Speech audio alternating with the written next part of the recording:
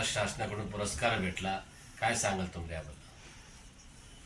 हा पुरस्कार वसंतराव नाईक कृषी प्रतिष्ठान हा पुरस्कार वसंतराव नाईक कृषी प्रतिष्ठान यांचं वसंतराव नाईक संशोधन आणि ग्रामीण विकास या संस्थेकडून दिला जातो. महाराष्ट्रातून दरवर्षी ते साधारणतः 16 ते 20 लोकांना हा पुरस्कार देतात, ज्यांचे त्या क्षेत्रामध्ये उल्लेखनीय कामगिरी आहे. जसं काल त्यांनी पत्रकारितेचा पुरस्कार दिला, त्यांनी मार्केटिंग जे करणारे खरेदी विक्री संघाला पुरस्कार दिला, रेशीम शेती करणाऱ्याला दिला, फळपिकर करणाऱ्याला दिला. मला जो पुरस्कार मिळाला तो माझं आधुनिक फुल शेतीमधले जे कार्य आहे त्याच्यावरती मला तो पुरस्कार मिळाला. मी माझ्या शेतामध्ये नवीन कल्पना राबवून जास्तीत जास्त फुल शेतीचं उत्पन्नाकडे वळालेलं आहे. आणि साधी फुलशेती नाही, ऑर्नामेंटल म्हणतो आपण तिला, म्हणजे जसं की रामदांडीची जी फुलं असतात त्याची लागवड केलेली आहे, त्याच्यापासून उत्पन्नही चांगलं मिळतं. त्यामुळं त्यांनी ते सगळं पूर्ण हे करून त्याचं परीक्षण करून त्या पद्धतीने त्यांनी मला तो हा पुरस्कार दिला. किती प्रकारची फुलशेती करताय तुम्ही शेतात? सध्या माझ्याकडं पॉली हाऊसमध्ये गुलाब आहे, पॉली हाऊसमध्ये जिप्सो आहे, त्याच्यामध्ये ओपनमध्ये निशिगंध आहे, ओपनमध्ये कामिनी आहे, ओपनमध्ये डेझी आहे आणि ओपनमध्येच जिप्सो फिला म्हणून फ्लॉवरिंग घेतो, पण ते सिजनल आहे. तर असे एवढे फ्लॉरिकल्चरचे माझ्याकडे प्रकार आहेत. उत्पादन क्षमता किती म्हणजे उत्पादन काय, म्हणजे नेमकं उत्पादन किती होतं, त्याची कमाई किती होती तुम्हाला वर्षभराला? हे बघा, साधारणतः शेतकरी म्हटलं त्याच्यात उत्पन्न चांगलं आहे निश्चितच. की बाकी जे आपण पिकं घेतो पारंपरिक म्हणा किंवा हॉर्टिकल्चरमध्ये आणि फ्लॉरिकल्चरमध्ये उत्पन्न खूपच चांगलं असतं. एकरी साधारण तुम्हाला वर्षाकाठी 1,00,000, 1,50,000, 2,00,000च्या पुढेच प्रॉफिट राहतो प्रत्येक क्षेत्रामध्ये, प्रत्येक वेगवेगळ्या पिकामध्ये. तो जो की तुमच्या पारंपरिक पिकामध्ये तुम्हाला भाव एकरी 15-20 हजाराच्या पुढे उत्पन्न होत नाही, खर्च जातात. काल जो पुरस्कार भेटला कोणाच्या हस्ते भेटला आणि पुरस्काराचं स्वरूप काय होतं? कालचा पुरस्कार हा ॲक्च्युली आपल्या राज्याचे उपमुख्यमंत्री एकनाथ शिंदे यांच्या हस्ते मिळाला होता, परंतु काही हे सेशन चालू असल्यामुळे मंत्रालयातील कामकाजामुळे येऊ शकले नाही. त्यांच्या मंत्रिमंडळातले माननीय उद्योगमंत्री श्री उदय सामंत, माननीय पर्यटन मंत्री श्री शंभूराजे देसाई व पर्यटन राज्यमंत्री इंद्रनील नाईक उपस्थित होते. यांच्या हस्ते हा पुरस्कार देण्यात आला. साधारणतः पश्चिम महाराष्ट्रामध्ये फुलशेतीचा व्यवसाय मोठ्या प्रमाणामध्ये आहे. मराठवाड्यामध्ये याची उणीव भासते, तरी आपण एवढ्या मोठं काम या क्षेत्रामध्ये केलेलं आहे. मराठवाड्यामध्ये याच्या मागचं काय उद्देश, म्हणजे सफलता आहे? काय झालं की शेती करत असताना मला नेहमीच शेतकऱ्यांना त्यांच्या उत्पन्नाकडे, त्यांच्या कार्याकडे बघण्याची सवय. त्यामुळं माझे सहकारी आम्ही कायम पश्चिम महाराष्ट्रात जायचो. तिकडं फुलशेती, फळशेती, हॉर्टिकल्चर सगळ्या ठिकाणी किंवा मग तुमचं कंट्रोल फार्मिंग याशिवाय वेगवेगळ्या ठिकाणी शेतकऱ्यांना भेटी द्यायचो. त्यांचे अनुभव, त्यांचं मार्गदर्शन, नंतर आपल्या कृषी विभागाचं मार्गदर्शन आणि जवळच असलेली 2 कृषी विज्ञान केंद्र औरंगाबाद आणि MGM यांच्या तज्ज्ञ लोकांचं मार्गदर्शन. असं लक्षात आलं की फुल शेतीला ॲज कम्पेअर टू बाकी ठिकाणी उत्पादन खर्च खूप कमी आहे. म्हणजे जो उत्पादन खर्च आपण बाकी पिकाचा बघतो, मजूर कमी लागतात किंवा त्याला बाकीच्या इतर खर्च तो कमी असतो. फक्त एवढे की त्याला कंट्रोल फार्मिंग करताना तुम्हाला सुरुवातीची इन्व्हेस्टमेंट हेवी असते, कारण त्याला पॉली हाऊस वगैरे उभं करावं लागतं. आपल्याकडे जी पोकरा स्कीम आली होती त्यावेळेस त्या पोकरा स्कीममधून मी 1 एकरचं पॉली हाऊस उभं केलेलं आहे. त्यामुळे ते मला स्वस्त झालं म्हणून मला ते करता आलं.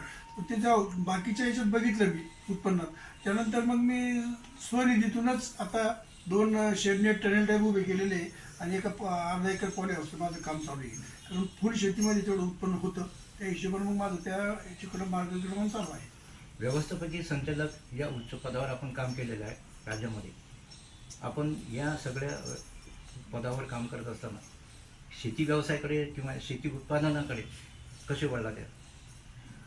तसं आमचं म्हणजे पारंपरिक व्यवसायच आमचं शेती. आमचे वडील आजोबा वगैरे सगळे शेतीच करायचे आणि शेतीची पहिल्यापासून आवड होती सुरुवातीला. पण योगायोगानं असं झालं की शिक्षण पुण्यात झालं. पुण्यामध्ये शुगर टेक्नॉलॉजी शिक्षण झालं, तर ॲटोमॅटिक शुगरमध्ये गेलो.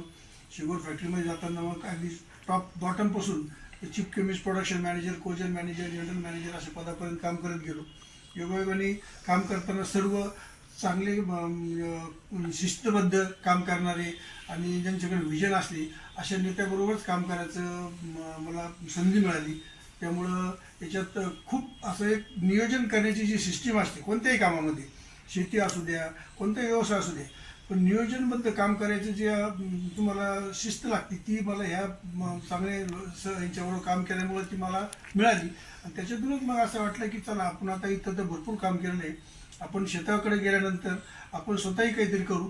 आणि ग्रामीण भागामध्ये जे नवीन तरुण पिढी अगदी उदासीन झाली होती शेतीच्या बाबतीत, त्यांना शेतीपासून काही असं वाटत नव्हतं, अट्रॅक्शन नव्हतं राहिलं, शेतीमध्ये उत्पन्न नव्हतं, त्यातल्या त्या लोकांनी थोडंसं त्यांचं माइंड डायव्हर्शन म्हणा किंवा त्यांना तिकडं त्यांचं मत परिवर्तन करण्यासाठी बराच प्रयत्न केला.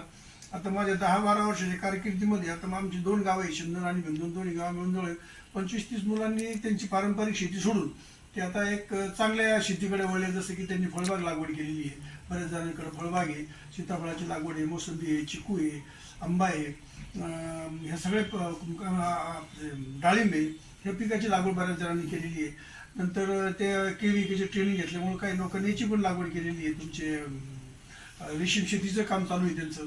तर अशा ह्या वेगवेगळ्या लोकांचे यांचं जे काम चालू असल्यामुळे त्यांना एक प्रोत्साहन मिळालं.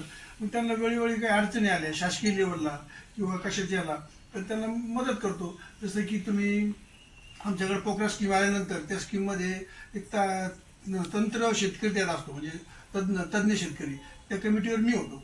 मी बऱ्याच शेतकऱ्यांना तसं हे केलं, उद्युत केलं की मग तुम्ही शेततळे घ्या, शेततळ्यातून तुम्हाला कायम 12 महिने पुरेल एवढं पाणी मिळेल.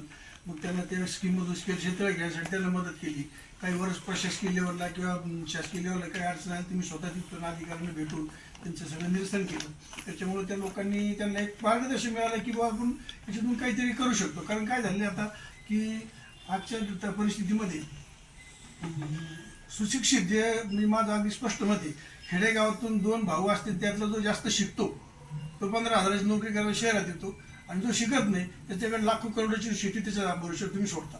हे चित्र बदललं पाहिजे की सुशिक्षित तरुणांनीच शेतीत जायला पाहिजे. कारण शिक्षणामुळं शेतीमध्ये काय विकास करायचा, काय हे ध्येय धोरण ठरवायचे याची त्याला एक आयडिया येते. कारण जर तो अशिक्षित असेल, तो जो मागचा करतो किंवा ज्या शेजारी करतो तोच ते करत चालतो. म्हणजे आपल्याकडे जी म्हण आहे की आपण नेहमी म्हणतो शेतकरी अगदी मेंढरासारखं चालतो, ही पद्धत बदलली पाहिजे. कारण प्रत्येकानं आपल्या आपल्या कार्यक्षमता ओळखून त्या पद्धतीने त्याने जर काम केलं तर निश्चितच शेतीचे दिवस हे पुढचे कधीच्याला चांगलेच राहणार आहे. आणि पारंपरिक शेतीमध्ये थोडंसं उत्पन्नामध्ये खूप फरक पडतो, म्हणजे खूप कमी उत्पन्न निघतं. त्यामुळे शेतकरी आता बऱ्यापैकी हॉर्टिकल्चर किंवा याच्यात चाललेले, फ्लॉरिकल्चरमध्ये चाललेले. आता त्या मानाने जर आपण बाकी राज्याचा विचार केला तर महाराष्ट्रात आजही हॉर्टिकल्चरमध्ये खूप पुढे आहे. आणि याला कारणीभूत म्हणजे त्या काळातले ज्यांचं विजन असणारे नेते होते आपले, उदाहरणार्थ वसंतदादा असतील, वसंतराव नाईक असतील किंवा मग शरद पवार असतील, ह्या लोकांनी फळबाग लागवडीसाठी मुख्यमंत्री पदाच्या कार्यकाळामध्ये त्यांनी बऱ्याचशा स्कीम राबवल्या, ज्याच्यामुळे तुम्हाला 50% सबसिडी हे करून त्याचा परिणाम असा झाला की महाराष्ट्रात आजही फळबाग लागवड खूप आहे. आणि इतर पिकापेक्षा फळबागामधून येणारं उत्पन्न हे चांगलं आहे. आता आपला हा जो मराठवाडा भाग आहे इथं कायम दुष्काळी परिस्थिती असते. ह्या भागात जर शेती करायची असेल तुम्हाला 12 महिने बागायती, त्यासाठी तुम्हाला प्रथम पाण्याचं नियोजन करणं आवश्यक आहे. मग तुम्ही त्यासाठी शेतात शासकीय योजनेतून शेततळं उभारून स्वतःचं पाण्याची 12 महिने पुरवठा अशी पाण्याची व्यवस्था करण्याची गरज आहे. मी स्वतःसुद्धा शेती सुरुवात करताना अगोदर पहिलं मी शेततळ्याचं खोदकाम सुरू केलं. 2.5 कोटी लिटर क्षमतेचं शेततळं तयार करून ठेवलेलं आहे, जे की मला माझं पूर्ण पाणी उरतं जे पुढच्या वर्षासाठी काम आहे. म्हणजे इतकं त्याची क्षमता आहे. आधी तुम्ही जर ती क्षमता विकसित केली तर मला नाही वाटत की ह्या भागात सुद्धा तुम्हाला आपण म्हणू की हा कोरडवाहू भाग आहे. आता आपण नेहमी ओरड करतो की आम्हाला पाणी पाठवा, पाणी घ्या, पाणी घ्या. पाणी किती येतं, पण पाण्याचा काटेकोर वापर हाही सगळ्यात मोठा विषय आहे. आणि तो शेतीत आता राबवणं फार गरजेचं आहे. शासनाकडून बी त्याची नियोजन होतं, पण त्या पातळीवर व्हायला पाहिजे. कारण कसं होतं की पाणी आलं, विहिरीला पाणी आलं, तुम्ही जर फ्लड वॉटर त्याला आपल्या भाषेत म्हणजे दांडान पाणी दिले, पाण्याचा वापर खूप गैरवापर होतो. तेच जर तुम्ही सूक्ष्म सिंचन किंवा स्प्रिंकलर अशा पद्धतीने जर पाण्याचा वापर केला तर तुम्हाला पाणी खूप कमी प्रमाणात लागतं आणि उत्पन्नही चांगलं येतं आणि जमिनीचा पोतही चांगला राहतो. शिंदे सर, असा एक प्रश्न होता, शहरीकरण वाढत आहे, मोठमोठ्या गगनचुंबी इमारती होत आहे, भविष्यात शेत जमिनीची काय स्थिती राहील आणि शेतकऱ्यांना तुम्ही काय आवाहन कराल? माझं तर शेतकऱ्यांना सगळ्यात पहिलं आजही करतो, नेहमी सांगतो, शेतकऱ्यांनी शेती चांगली करावी. हे बघा, 2 गोष्टीशिवाय तुम्ही काही जरी झालं, 2 गोष्टी तुम्हाला काय आवश्यकता आहे. एक, खाण्यासाठी अन्न, आणि तुम्ही आजारी पडल्यानंतर डॉक्टर. तुम्हाला बाकी गोष्टी नसल्या तर तुम्ही कशीही जगू शकता, पण ह्या 2 गोष्टीची काय आवश्यकता आहे. शेतीशिवाय तुम्ही कोणीही कॉम्प्युटरवरती भाकरी डाउनलोड करू शकत नाही. तुम्हाला ती शेतमाल पिकून त्यापासून तयार करावं लागणार आहे. त्यामुळे शेतीचे दिवस जसं जसं लोकसंख्या वाढत जाईल तसं शेतीच्या उत्पादनाचं शेती उत्पादनाची गरज वाढणार आहे आणि त्याची आवश्यकता असल्यामुळे तुम्हाला कायम शेतीला इथून पुढे दिवस चांगलेच राहणार आहे. एक महत्त्वाचा प्रश्न आहे की आपण जवळपास 3 दशकं एअर कंडिशनमध्ये काम केलेलं आहे. असे असताना आपण शेती म्हणजे ऊन वारा थंडी पाऊस अशा वातावरणामध्ये काम करताना आपल्याला त्याचं काही वेगळंच पण वाटत नाही काय? नाही सर, मी तेव्हा जेव्हा होतो ना तेव्हा माझा ऑफिसचा काळ फक्त मोजून 8 ते 1 तास असायचा. मी कायम फील्डवर काम करायचो. अगोदर मी जेव्हा चीफ केमिस्ट होतो किंवा प्रोडक्शन मॅनेजर होतो तेव्हा मी कायम पूर्ण प्लॅन्टमध्ये कायम रनिंगमध्ये राहायचो. कोल्ड मॅनेजर झाल्यानंतर सुद्धा प्लॅन्टमध्ये राहायचो. सगळं डे टू डे रेग्युलर तिथे इन्स्पेक्शन, कर्मचाऱ्यावरती त्यांना सांगणं, त्यांना त्यांचं मार्गदर्शन करणं, त्यांच्यावरती लक्ष ठेवणं, कारण त्यांनी दुर्लक्ष करू नये कुठं हे काम बघायचं. आणि त्याच्यानंतर पुढे गेल्यानंतर MD झाल्यानंतर मला ॲग्रिकल्चरशी खूप संबंध आला. शेतकऱ्याचे कामं करायचे खूप हे मिळाले. त्यामुळे मी फील्डवर जास्तीत जास्त काम केलेलं आहे. मी ऑफिसचा उपयोग फार कमी करायचो. माझ्या सर्व्हिसच्या काळात सुद्धा फक्त नॉमिनल जेवढं काम असेल तेच तेवढं पुरतं ऑफिसचा उपयोग करायचो. मी AC मध्ये जास्त बसलेलोच नाही. आपलं पूर्ण नाव आहे? आपलं माझं पूर्ण नाव दादासाहेब दौलतराव शिंदे, गाव भिंदोल. माझी सर्व शेती शिंदोल शिवारात आहे तिथं, आणि तालुका जिल्हा छत्रपती संभाजीनगर. शेतकऱ्यांना मार्गदर्शनासाठी आपला फोन नंबर सांगा. 9822 504 205. आदर्श शिक्षक पुरस्कारासारखं हो, फक्त 8.